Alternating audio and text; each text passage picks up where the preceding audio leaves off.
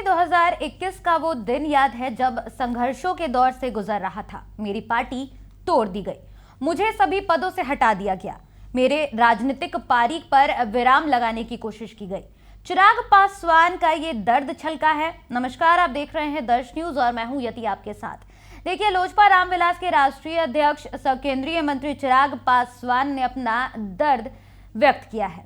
जब केंद्र में पीएम मोदी की सरकार थी, अमित शाह तब भी बड़े हस्ती हुआ करते थे और आज भी हैं। चिराग पासवान ने इस तरीके के बयान दिए, मगर मोदी शाह की मदद के लिए चिराग को लंबा इंतजार करना पड़ा। पीएम मोदी के कथित हनुमान को आज भी वो डर सता रहा है। अब ऐसा डर क्यों है चिराग पासवान के अंदर, चलिए हम आपको वो भी बता दें। दरअसल एनडीए के सियासत में किनारे लगा दिए गए हैं चिराग पासवान। चाचा पारस की भाव बीजेपी ने अचानक पटना से दिल्ली तक बढ़ा दी है। देखिए, पशुपति पारस की वजह से चिराग पासवान का पॉलिटिकल करियर दांव पर लग गया था। एक समय की बात है जब चिराग पासवान राजनीति में इतना सक्रिय नहीं थे और उनका राजनीतिक करियर पॉलिटिकली अगर देखें तो दांव पर उनके चाचा की वजह से लगा, जैसा कि राजनीतिक गलियारे में खबर है। मगर बीजेपी ने 2024 चुनाव में चिराग पासवान को 100% स्ट्राइक रेट वाला कैरेक्टर बना दिया।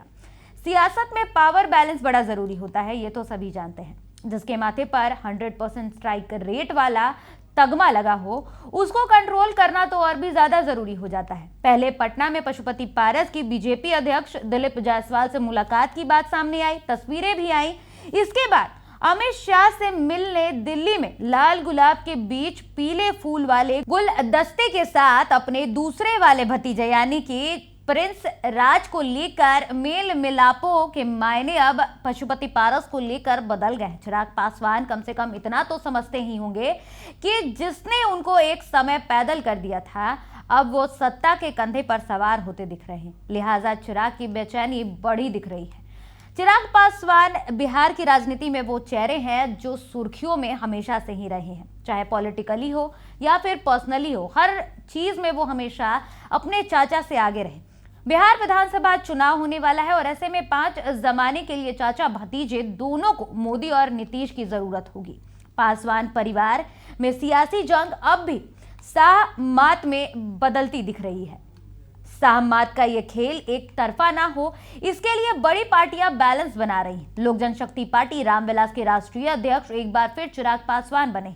इसके बाद उन्होंने एक भावुक लेटर सोशल मीडिया पर शेयर किया, जिसमें उन्होंने 2021 को याद किया। चिट्ठी की बात कर ली जाए तो चिट्ठी में चिराग पासवान की तरफ से लिखा गया है कि एक बार पुनः आप सभी ने लोक जनशक्ति पार्टी रामविलास के राष्ट्रीय अध्यक्ष पद की जो जिम्मेदारी मुझे सौंपी है, मैं विश्वास दिलाता हूं कि आपकी उम्मीदों पर खड़ा उतरने का प्रयास करूंगा।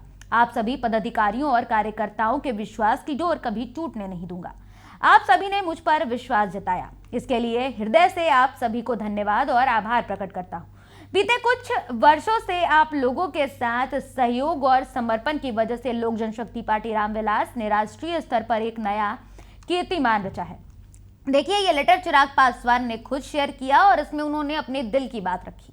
अब बिहार में विधानसभा चुनाव होना है और चुनाव से पहले की तस्वीरें काफी अलग होती हैं। सभी पार्टी जो है वो अपने अपनी पार्टी को, अपने अपने संगठन को मजबूत करने में लगते हैं। सभी कैंडिडेट, सभी नेता अपना अपना फायदा देखते हैं। ऐसे में पशुपति पारस एक बार फिर से बीजेपी के करीब जा रहे हैं। पहले बीजेपी के बिहार में राष्ट्रीय अध्यक्ष से उनकी मुलाकात होना, उसके बाद अमित शाह से मुलाकात, और मुलाकात के दौरान जो चेहरे पर मुस्कान है वो चिराग पासवान की टेंशन बढ़ा रही है। आपको क्या लगता है, राजनीति में चिराग पासवान को दरकिनार किया जा रहा है या चिराग पासवान हमेशा की तरह ही उभरते सितारे हैं? आप हमारे कमेंट सेक्शन में जरूर बताइएगा।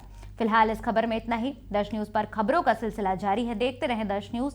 अगर अभी तक आपने हमारे यूट्यूब चैनल को सब्सक्राइब नहीं किया है तो जल्दी हमारे यूट्यूब चैनल को सब्सक्राइब कर ले, साथ ही हमारे फेसबुक, इंस्टाग्राम और ट्विटर पेज को फॉलो करना ना भूलें। धन्यवाद।